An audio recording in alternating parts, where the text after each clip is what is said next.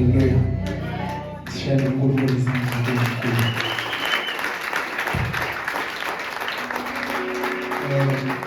While we are still standing, allow me to greet the man of God, Apostle, the dear brother of mine, Apostle Mtsuke, the great man of God, Shalini Zandla.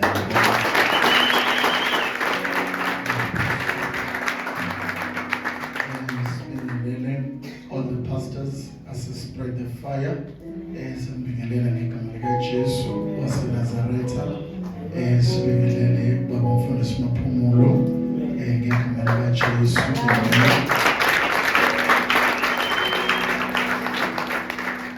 Sibingelele obaba, omama, osisi, Sunday school, worship team, and everyone ngiyanibingelela ngegama likaJesu. Uma ozizwa eshiye ngaphandle bathi abafundile, all protocol observed. Hallelujah. Share that ngegama likaJesu.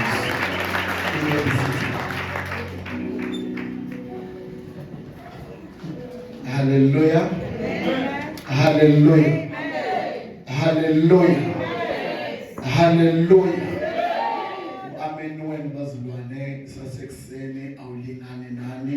Hallelujah. Hallelujah. Hallelujah. Hallelujah. Apostle, we sabonga kakhulu once again for giving us again this wonderful opportunity to stand in your platform, in your altar, to minister. Thank you, my brother. You look handsome.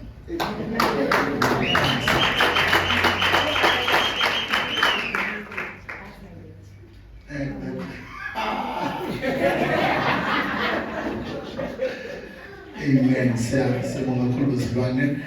Without any further waste of time, who made us possible to spend that foot again. Thank you so much, Apostle. We don't take it light. It's an honor.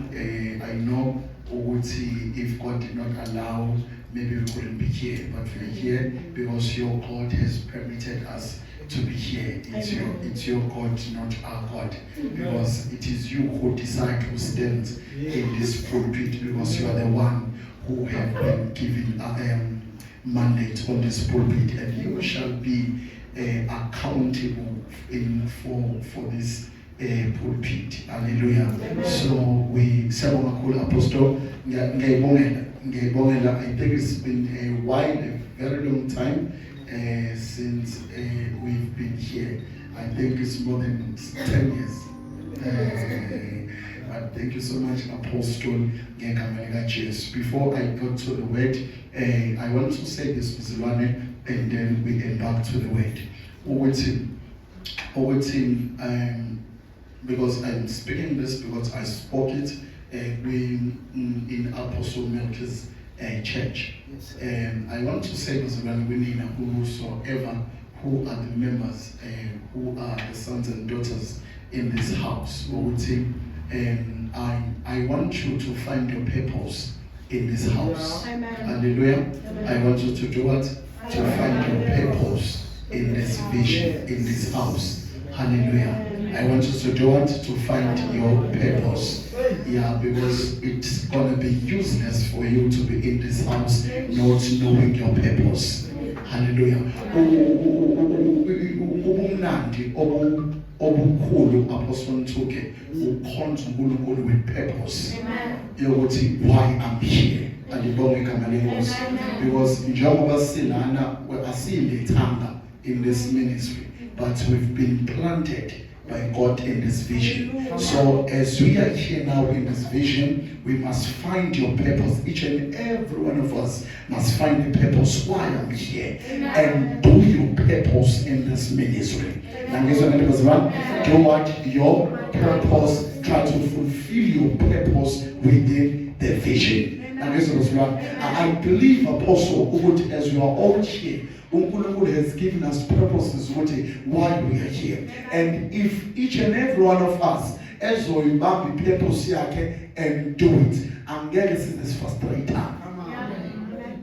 Excellence ngomsebenzi kaNkulunkulu, because we all know our purpose and we drive our purpose in our lane. So drive our purpose yakho within the vision. I believe with all of us we know the vision of this ministry. But what is the vision of this ministry? And then again I had to ask you, in the vision of the ministry, what is your purpose in the vision? Yeah, right? Yeah, because now if uzokwazi ipurpose yakho in the vision, uzokwenza lokho ofanele ukwenze. Ngoba now you understand wena ipurpose kabani yakho kephi embonweni uNkulunkulu awunikeza uapostoli. Ngoba the vision was given to the apostle. And the apostle took the vision wayiletha kithi. Then uNkulunkulu waseyasileta embonweni wasesinikeza purpose in the vision. I used to say mina ukuthi uma sonke njengoba sila umuntu engaba kwi-purpose yakhe and do his purpose, umsebenzi kaNkulunkulu ungaya phambili kakhulu kunalapho isikhona. Namezwa libazela ungaya ephi kude kakhulu kunalapho njani okhona as now. Ngoba wonke umuntu uzobe enza umsebenzi wakhe within the vision. If our band, our worship team, everyone can understand the purpose, and then we push the vision. Spread the fire. Every biggest church in this lifetime, they understood the vision and they understood their purpose, and they pushed the vision using the purpose. In this house. Who's the sentence about you understand the purpose why you are here?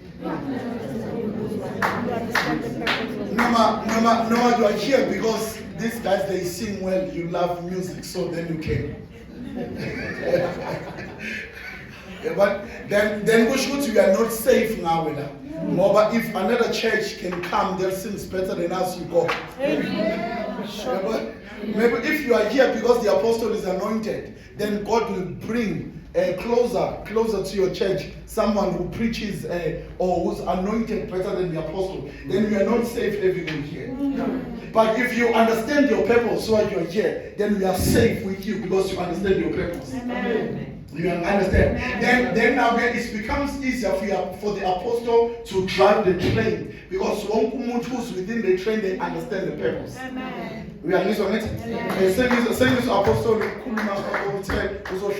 the building. Yes. We are one. I'm just making an example. We are one. Uma City, our vision now is to build a 1,000-seater church. You understand? Then everyone must fill the gap by understanding the purpose. What do you have to do in order for the vision to come faster? It doesn't rely upon the apostle, but now it relies upon, it is on our shoulders. Sonke because sonke sila asikho nje ukuzosonda bese siyahamba, but you are here to fulfill the vision. We understand this. I shut down those then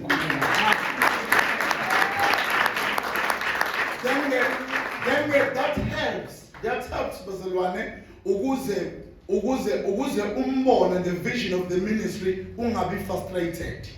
Uyazi ukuthi abefundisi they get frustrated hayi ngoba bahluleka ukwenza umsebenzi, is because abantu abahamba laba understand the purpose. Sifana, it's like apostle sifana no Israel simkhiphe eGibhithe siye eKenani kodwa understand within the journey by complaint. Umuntu understand the purpose and complain. And once I understand the purpose to shoot apostle within the ministry, there will be no competitions. Because in Jongoba Silana, I see a purpose, so I can't be better than you in my own purpose. I stand to be better than myself in my own purpose. Because the purpose laying now, I find the purpose to mama now in this house. In our purpose is a fan. Also sense which is in a goba. Also sense which is in a combine. We are want to understand that can you imagine ukuthi kungamnandi kanjani? Kungamnandi kanjani kungalula kanjani? Ngoba once asebenza ivision, the vision izoyilethela yona iprovision. Yeah. And omunye uNkulunkulu akhulume ngakho apostle ukuthi uNkulunkulu lethu umbono phakathi kwabantu, umbono wona umuntu ofike nawo kodwa umbono ngokubusisa nokuphakamisa abantu. Hey. Namela ngikuthandeka. Understand that?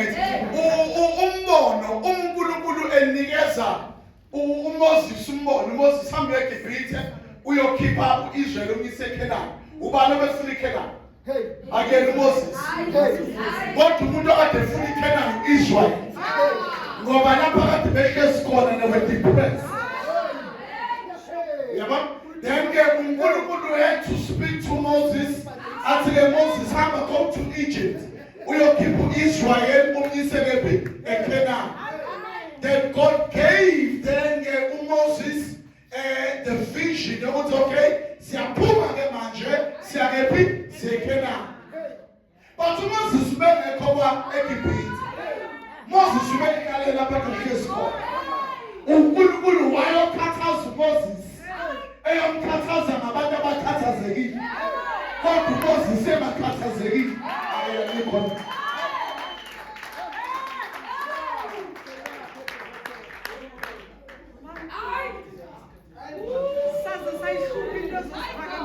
Nangizwa ngithi bazalwane, nangizwa ngithi bathandekayo, nangizwa ngithi uNkulunkulu wanikeza ke uMoses umbono ngenxa yabantu asebecindezela isikhathi eside ukuthi bakhipha umbono uthi siyeKhenani. Wenza kwadinga ukuthi uMose akhande iKhenani kubo bengaliboni.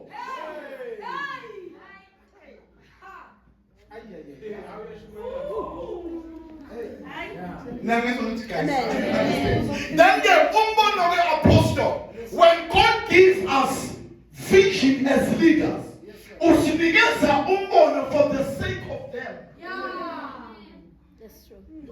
Number one, to deliver them. Number two, to elevate them. Number three, to bless them. Well, when the vision is available, the vision elevates those who comply to the vision.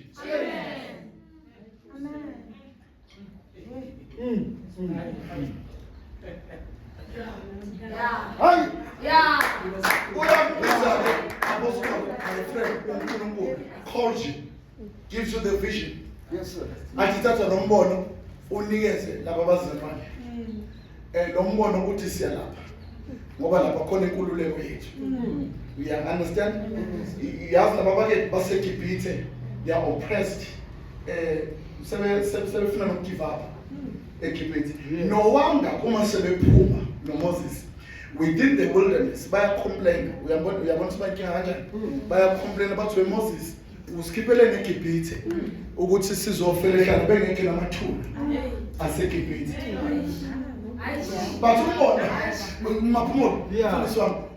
but abantu uMoses ubekacindezelekile. Uyabona? Laba bathi usikhiphela mina lapha kade sihlupheka khona. Bekungcono sifele enhluphekweni yethu ngoba noma sifa amathuna khona. Graveyards are there. They complained to the one who carries the vision. All that generation did not enter Canaan. Abantu abangene eCanaan, I think Babi, Caleb, no Joshua. 2. Because those that were only one who complied to the vision. Listen, we are about to job with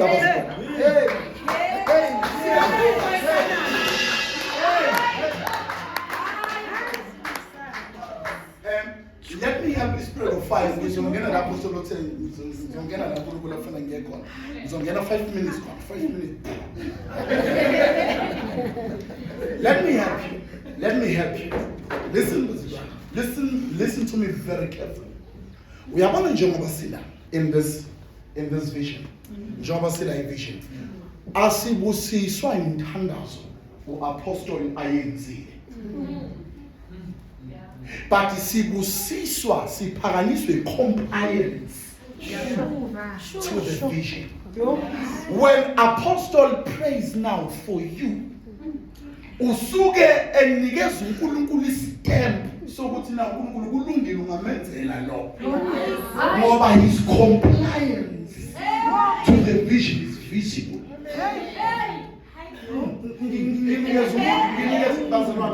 Wait. Nginikezela umuntu oyi-1 okhonzayo ophumelelayo ocomplainayo olwa esontweni ongacomply nevision nombono wasesontweni uNkulunkulu amphakamisile wambusisa inikezo yedwa. Angisho la noma ngabe ukuphi inikezo yedwa. No one. Yabona? No one. The vision contains so much power. Uyazi ukuthi lo mbono enibona bazalwane lo mbono unama double story lo mbono. And lo mbono is ready to release double story. Lo mbono unama Lamborghini awu lo mbono. Lo mbono unama Ferrari awu lo mbono. Lo mbono unemshado yawo lo mbono. Lo mbono unama promotions awu lo mbono. Lo mbono unemphakanyiswa yawo lo mbono. Kodwa imbaluleka abantu abazocomply. When you comply to the vision releases.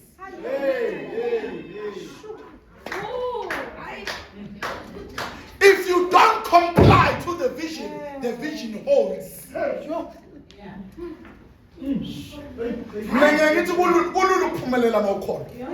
It's very easy. Uphenduka isilima. Uphenduka isilima somuntu ophethe umbono. Uphenduka isilima somuntu ophethe umbono. Bengaze bethi wena isiqotsela isika apostle no, it's okay. Ngisembonweni. It's okay. Bawunikela mphile. Embonweni uzongaphumeleli. Embonweni kuphumelela abayishaya bathi baziwe.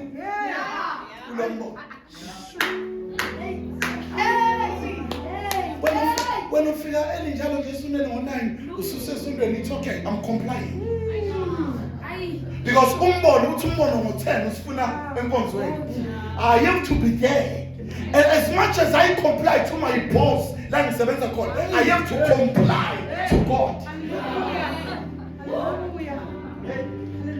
Each Johannesburg is the very busiest city.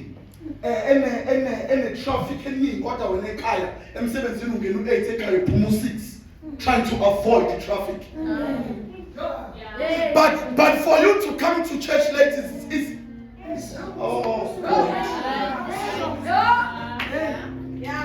Then you expect now the vision to release things for you. It's impossible. It's impossible. It's impossible. I said yesterday on Friday, God said to Moses, now I have made you to be God. Same when they were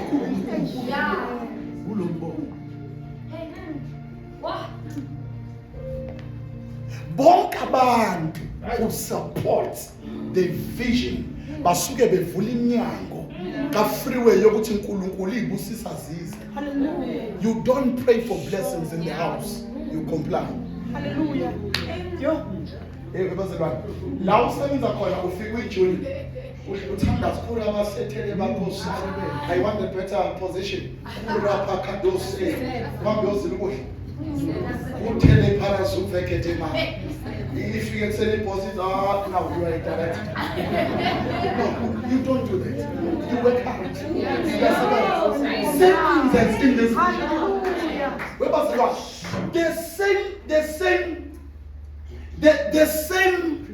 the same principle that you apostle, the same principle lawyers are la emsebenzini. It is the same principle ofanele uyenze la. Emsebenzini ukuze uthanda iboss excel. Nasebandleni ukuze uthanda umfundisi excel.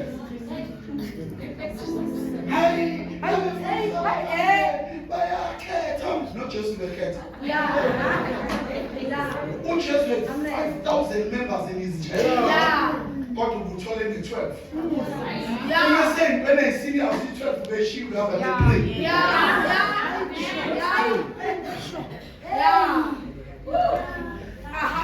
Ngiyophinde ngiyokuthola ngelinye ilanga ukuthi kwakuyini umsebenzi we-5,000 kwakuyini umsebenzi we-12 what was the umsebenzi we-3 ngoba uma selokhasinyulisa uJesu i-12 ayibonanga wabona i-3 nayo yadidwa inkazimulo yabona sekufanele ukuthi kwakhiwe la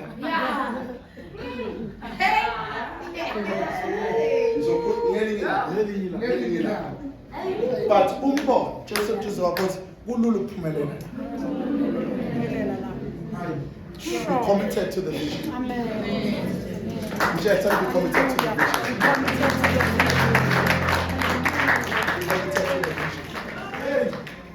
Ngoba once you become committed bazalwane lento complain ngekizwe bebiko. This no. Uyazi ukuthi apostle uNkulunkulu amfundisa into enkinga la. Wathi yonke into sokucomplaina ngayo loyo ndisuku imandate yakho ukuthi uyilungise ngoba isuku ubona wena omunye akayiboni manje ucomplaina ngayo akusizi kusho ukuthi wena ubalekela iresponsibility yakho kunokuthi wenze iresponsibility yakho ulawo ikasi FM ula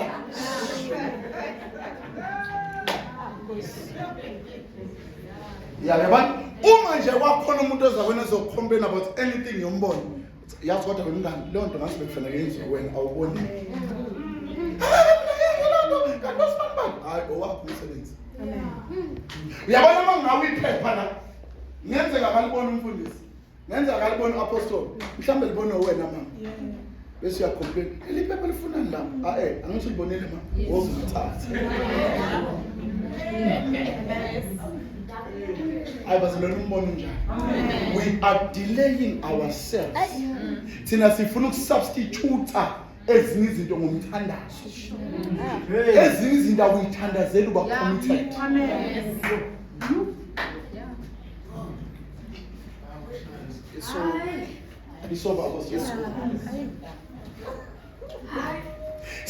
sifuna ukusubstitute sifuna ukufaka umthandazo la ungangeni ikhona la kufanele kungene i-commitment yakho wena ufuna ukufaka umthandazo bazalwane ngizweni uma kusha le speaker session sisakhona bese let us pray i-anointing ilungise le speaker do you think it's possible what is needed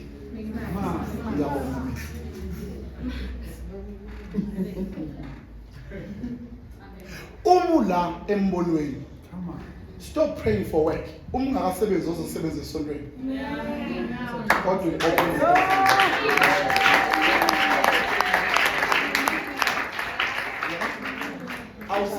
when awusebenzi wena kodwa wazi usithi uroyi pha ngoba esontweni ufika sonke sesihlezi phansi ufika namapapasha ufika sikhona bese uphuma ngaqala futhi and then at the ngale move uthandazo umsebenzi unkulunkulu wathi mekuphethe awuzokunyenza umsebenzi ngoba nalana usebenza awupaka isitulo awumophi awenzi next bazalwane, it's not possible. Le nto yokukholwa ukuthi niya-spiritualize too much. Bese nifuna ama-revelation. I think revelation. Tshela ukuthi I think revelation. Dinga nje le nto sonke la ishoyo.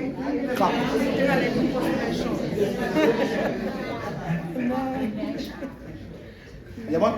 When a master be committed, like when then God will be committed to your needs.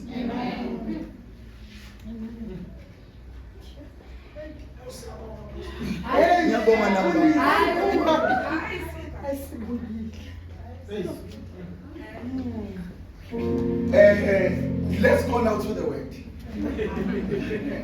Let's go now to the word. From the word. I'm helping us, because it's when I studied the thing and then I found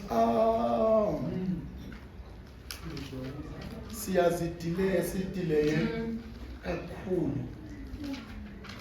Uyabona ngisho ufike esontweni, understand ukuthi kwenziwa awukwazi ungena entweni wayenza.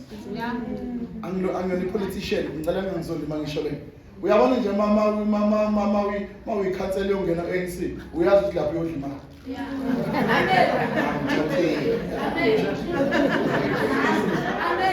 Hayi mina.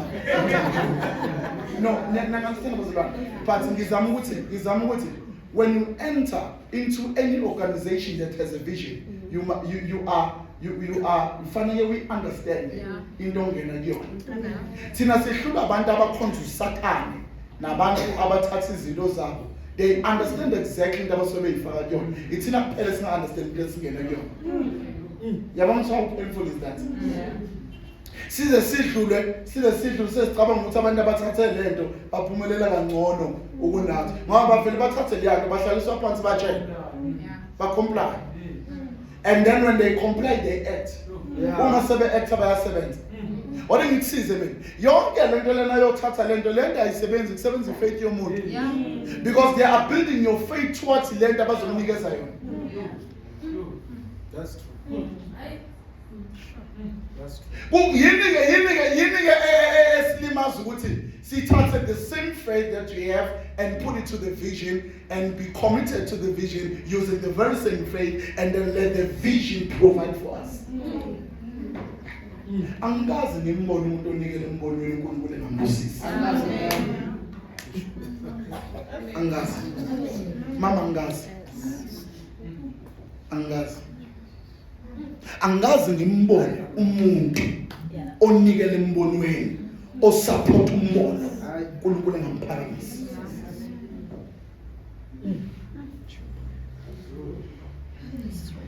Angazi bizimani ngimbone. Baba angazi ngimbone. I've never seen. And futhi uSathane uyazi la khona ukuphakanyiswa kwakho khona. He knows. Uyazi. La uzophakanyiswa khona uyazi uSathane. He's aware. It's only us who's not aware. Ingakho mozokwenza lento uNkulunkulu azokubusisa kuyona uSathane holds you back. Ngoba you understand ukuthi ubungozi uma uzokudedela wenze lento bungakanani ubungozi azoyifaka kubona yena. Asivele maBhayibheli lesofena abantu. Jesu say umbona. Khuluma ngasumbona. Was spread the fire. Asigijime nawe. Let us run. Why uNkulunkulu athi uHabakuk write the vision down. Uyibeke ukuze wonke umuntu obona yafunde. Wenze njani umbono masubonile. Wenze njani? Awuhambi nawo. Awuhambi. There's a difference of gijima nokuhamba. Awuhambi. Embonweni asihambi siyagijima ngoba le iyashesha. You run. You don't walk with it. Bazalwane, izinto zikaNkulunkulu ziyagijima ziyashesha. You don't walk with it. You run with it. Exodus chapter number 7.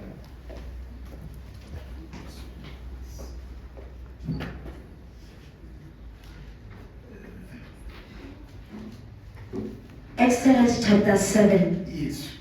verse 1. Yebo. Usimade wathi kuMose, Yeah. uyabona ke ngikwenze wanjengoNkulunkulu kuFaro. Uyabona ke ngikwenze wanje uNkulunkulu kuFaro. Sethona uculela this song ufanele udu. Just 3 lines. Ufanele udumo,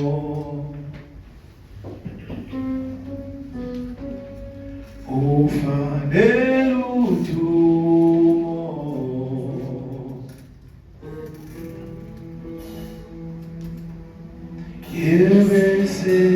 yebeseleli ebusuku njalo, ufanele udumo, wena ufanele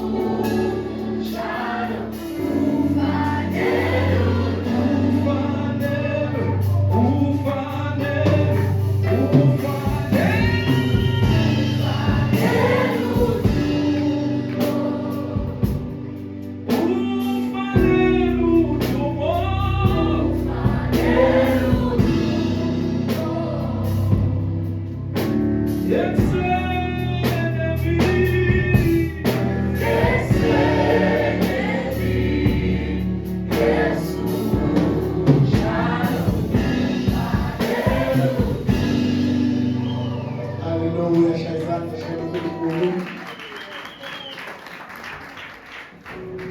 Ufundela ke tena. Oh Jesus. Shaya mabuko. Verse 1. Exodus chapter 7 verse 1. Yes. Usimade wathi kuMose, Smakade wathi kuMose. uyabona Uyabona ke ke ngikwenze wanjengoNkulunkulu ngikwenze wanje uNkulunkulu kuFaro. kufa. Yeah. Nomfowenu uAroni uyakubona umprofeti wakho. Nomfowenu Aroni uyakuba umprofeti wakho. Hayi kaNkulunkulu. Uyakuba umprofeti kabani wakho. Hayi kaNkulunkulu. Hey.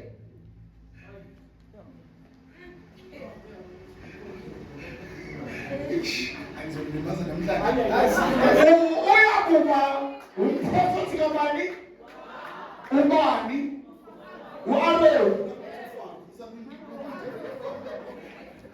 U-Aroni uyakuba umprofeti kabani? Wakho. Ngoba wena sangwenze waNkulunkulu. Ngamanye amagama sengiyamsusa kimi. Sengiyamsusa kimi. Useyakuba ngowakho. Ngoba wena sengwenze waNkulunkulu. U-Aaron, apostle, useyakuba umprofeti kodwa hayi kaNkulunkulu.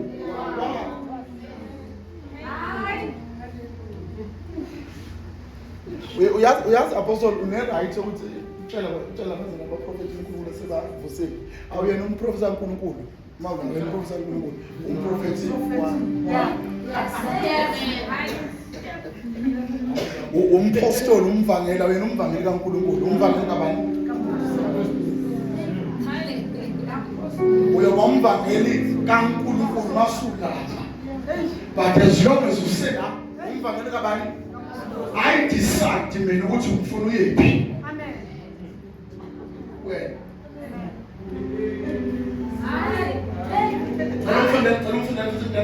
Verse 1 and then we go section up. Usimade wathi kuMose, Usimade wathi kuMose.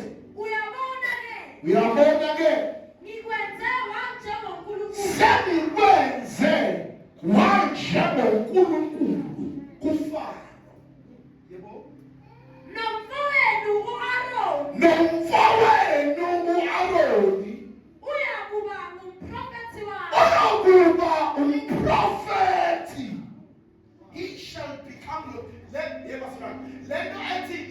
become your prophet,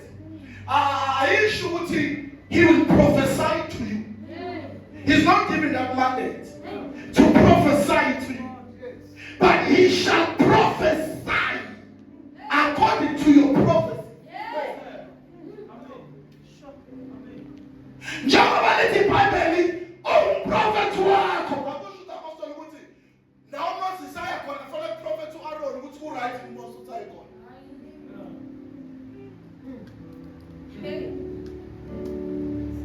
But uya prophetha ngoba uprofethe bani uMoses. Akasosho lutho until uMoses akhulume. Ngoba yena wakukuzwa ukuthi uMoses uthi bese excellent uMoses kanjani ayisho. Ama conflict esontweni apostoli ngafika mina. Abantu abangaphansi kwethu sebegcotshwa kakhulu abasasizwa thina nhlobo sebelinda ukuzwa uNkulunkulu. Hayi mina ngitshela uMoses I hear from God. Moses will never tell me anything. I'm a prophet of my own. I hear from God. You hear from who? You hear from who? You hear from who? God? No, it's only Moses. That's where the conflict becomes, apostle, in churches. Abantu benze noma isikanjani bakhulume noma isikanjani but in the name of uShukuru. It is wrong. That thing is wrong.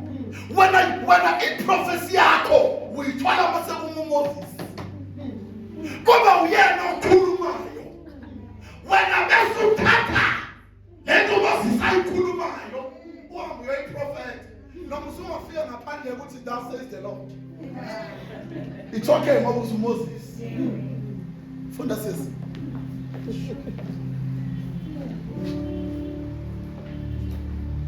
Usimade wathi uMose. Yebo. Uyabona ke? Okay. Ngikwenze wanjengoNkulunkulu kuBaba. Nomfowenu uAaroni uyakuba ngumprofethi wakho. Okay, we ask apostle. I loved uma ngifunda la the specificness sikaNkulunkulu akhuluma ngakho la. Uthi Moses sengikwenze uNkulunkulu. Wangagcina la. Uyazizwa ngagcina wabona ingozi. Uthi manje uMoses usenguNkulunkulu uzofuna ukuba uNkulunkulu nangaphezulu kwakho. Hayi. Waze hayi Moses ngikwenze uNkulunkulu. Phezulu. Kafa. Uzoba phezulu. Kafa. Hayi. Uyazi kube uNkulunkulu wagcina ngokuthi Moses uyakuba uNkulunkulu ngabe sikwenza uMoses. Ngoba besiyocabanga ukuthi uMoses uNkulunkulu. Ngabe silo Moses Ministries. Ngoba ngabe sicabanga ukuthi Moses was God above God. But God had to specify, Moses, I have made you. Someone say, wow, uNkulunkulu. Phezu kaFaro. Yebo. Yes, Tina. Nomfowenu uAaron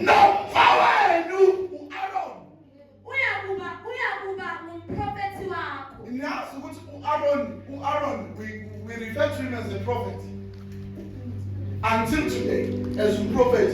But uAaron akavelanga from one prophet. And I know prophet kaNkulunkulu is a prophet kaMoses. Yena ngomasikhuluma ngoAaron who's a prophet.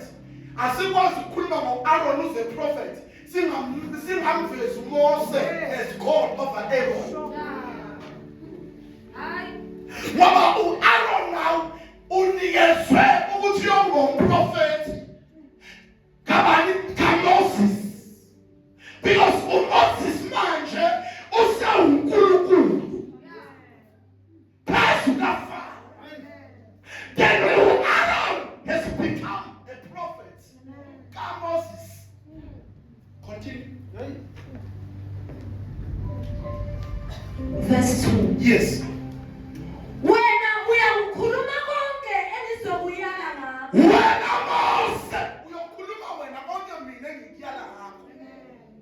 Ngamanye amagama engitshela khona Moses ikhona ukukhuluma. Ngicela abantu abayi-3, just 3 people. Just 3. Just 3.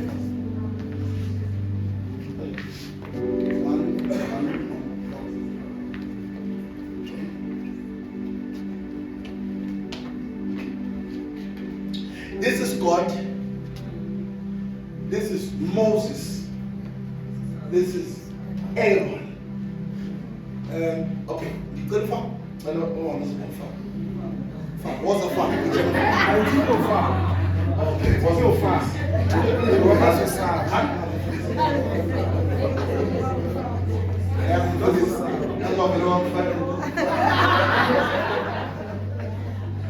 This is God. This is Moses. This is Aaron. This is Pharaoh.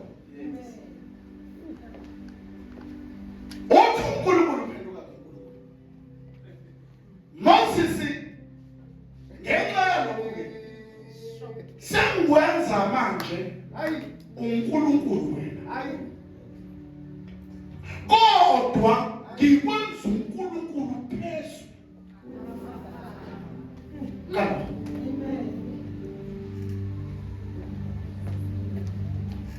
Pharaoh has to comply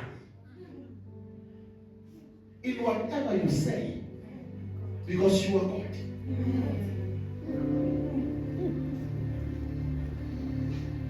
Ayikho into ozoyikhuluma uFaro angayenzi.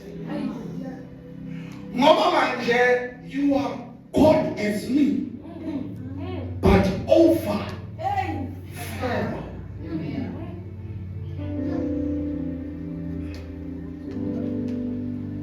Nebusalo ukukhala yini? Moses angisafuna ukukhala yini manje. I want you to take your own decisions when necessary. Usunamandla wenza yonke into because I've given you now keys to become God. Ngabusalo uyozakini mangibizile. Mangithi asihlangane ngehora ngiyohlangana nawe. Mangithi asihlangane endleleni lokuhlangana. Sohlangana khona. Uyozakini mangibizile angifuni ukugijima uzala kimi. You are God now. uNkulunkulu wahamba wayoresta amaNkulunkulu Nkosi wahamba uNkulunkulu wayenza njani wayoresta washiya spread the fire uNkulunkulu wahamba Moses said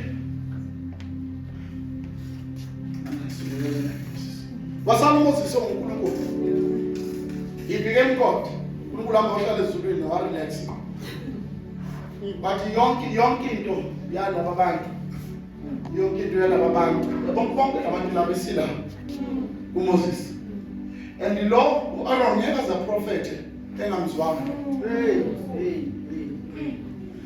uFaro noma ngamhluphi uAaron kodwa ngeke amhluphi uMoses hayi sure ngoba uMoses usenikezwe all the powers of being God over Pharaoh. Then I've made you Moses to be God, which will over that problem. Now don't go. Now you are God. Shall wa relax walalela iworship yasezulwini wabusisela umesmile wasmile waseshiya zonke izinto zasespread the fire wayishiya uNkulunkulu Moses apostle way yes ingakho uapostle umezongena lapha ngomnyango as worship team ibeda abanye bengayizwa uzongena alwe ne-worship team. He fights them. uNkulunkulu ulwini uNkulunkulu ezulwini alwa ngoba indumiso le i-affecta yena njengoNkulunkulu. Ayihambiselani nama-rhythms awafuna ebuNkulunkulu.